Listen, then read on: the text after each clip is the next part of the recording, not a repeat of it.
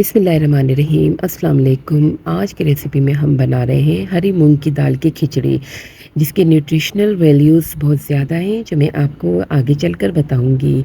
तो इसे बनाने के लिए मैंने एक पैन में 1 कप भर के कुकिंग ऑयल शामिल किया है।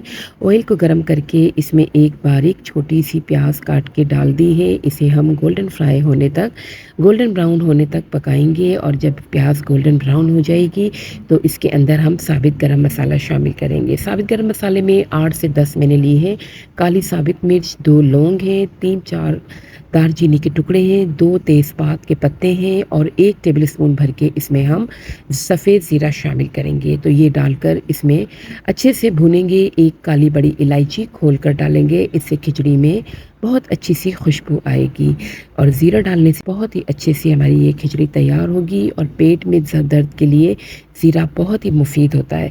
तो बस इसे भी अच्छे से फ्राई करेंगे। 1 टेबलस्पून भर के इसमें अदरक लहसुन का पेस्ट शामिल करेंगे, और अदरक लहसुन के पेस्ट को भी अच्छे से फ्राई कर लेंगे। इसकी हीक को निकाल देंगे। अब इसमें 1 टेबलस्पून हम धनिया पाउडर शामिल करेंगे।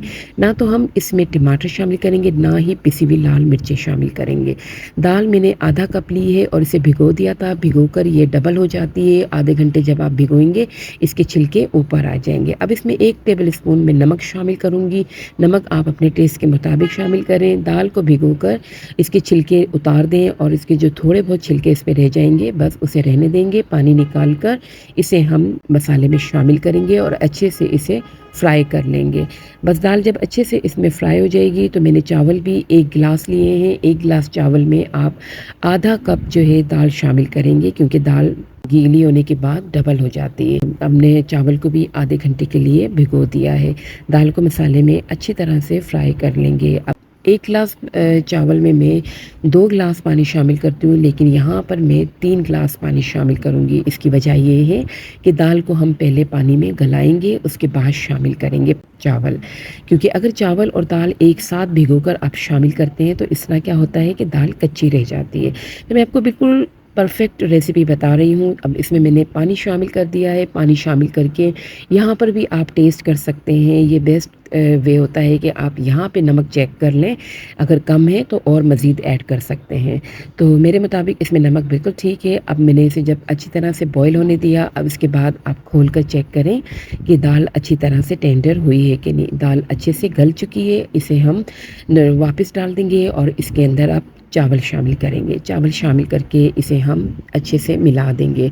प्रोटीन और फाइबर से भरपूर ये खिचड़ी बनती है, और नाश्ते में, लंच में या डिनर में बहुत ही बेस्ट रहती है। अगर पेट का मसला है या पेट में दर्द है, तो इस खिचड़ी का इस्तेमाल करें। बहुत ही हल्की ग़िज़ा है और बहुत ही प्रोटीन और फाइबर से भरपूर है। ये ज़रूर बनाएं, बल्कि ऐसा करें कि आज ही ट्राई करें। गर्मियों की बेस्ट रेसिपी है। बहुत अच्छी हल्की सी ग़िज़ा। ये आप गर्मियों में जब तक कुछ दिल नहीं कर रहा होता खाने को, कराची में इतनी शदीद गर्मी पड़ रही है कि बस दुआ करें अल्लाह ताला अपना करम करे और रहम करे। बस इसको मैं मीडियम फ्लेम पे मैंने बंद कर दिया 10 मिनट के लिए, और जब खोल के देखा तो मुझे लगा इसमें 1 कनी बाकी है। तो बस इसे हम दोबारा से बंद करेंगे और बिल्कुल स्लो फ्लेम पे 10 मिनट के लिए दम लगाएंगे। दम लगाएंगे इसे, तो जब ये रेडी हो जाएगी 10 मिनट के बाद हम इसे खोल कर देखेंगे कि ये टेंडर हुई है या नहीं, चावल इसमें टेंडर हुआ है कि नहीं। बस इसे बंद कर दिया है। बंद करने के बाद 10 मिनट के बाद जब मैंने इसे खोला है, तो खिला खिला सा चावल और दाल इसमें नज़र आ रही है। दाल और चावल की क्वांटिटी जितनी मैंने आपको बताई है, बस आप उतनी ही लेंगे। इससे दाल देखें अलग से नज़र आ रही है चावलों के अंदर, और खिचड़ी आपकी बहुत मज़ेदार तैयार होगी। तो रेसिपी आपको कैसी लगी ये ज़रूर बताइएगा। लाइक ज़रूर किया करें, कमेंट ज़रूर कर दिया करें, मुझे पता चले कि कैसी लगी आपको रेसिपी।